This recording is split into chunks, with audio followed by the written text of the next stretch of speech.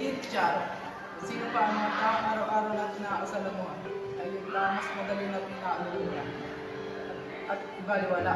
Sa bidyong ito, tungayan po natin ang pagkaluloy isang batang walang ibang hinangat kundi ang atensyon at pamamahal ng kanyang pamilya.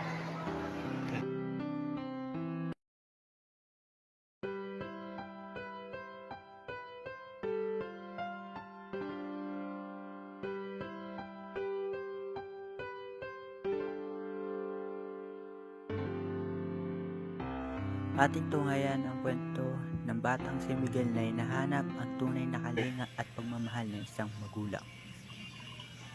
Pare, ito.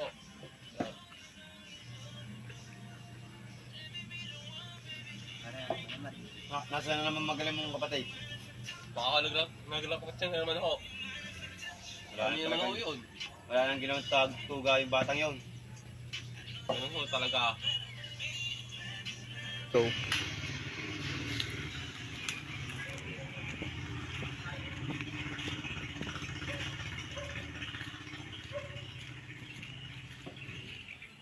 oh, saan na naman galing? Galing po ako sa training.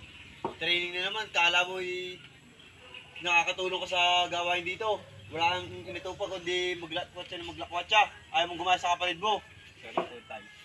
Huwag ka mag-sorry dyan. Gumawa ka dun sa bahay. Maglinis ka dun. Opo. Tay, pasok na ako, no? Sige nga. Pare, cut. Ay, pare, salamat. Hoy, ano binubulong-bulong na yan, ha? Wala po. Pagbalik ko din, ayusin mo yun, ha? Ba't ba lagi akong pinag-initan nyo? Bakit papatag ka na? Ha? Hindi po. Pare, mga nagkakagulo mga anak mo dun ah. Kaya nga pare, silipin ulan. Diyan mo na. Hindi, pare.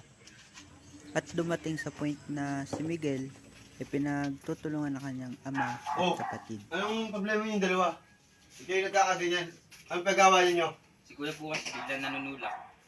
O ikaw Miguel naman. Ba't kayo sumasagot pa? Lumalaba pa sa kuya mo. Hindi ka na marunong rumispeto. Sorry po, tay.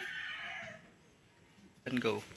Kaya mo na yun, tay. Tayo na sa labas. Sige, wala naman magagawang maganda yan.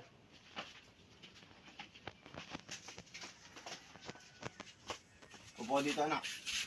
Taki tayo. Pare, tagay mo na pare. Mukhang nagkagulo kayo dun ah. Hindi naman pare, sakto lang. Tay, gusto mo tubig natin. Ano? Miguel! Pumarinig ka nga! Opo, hindi na po, tay.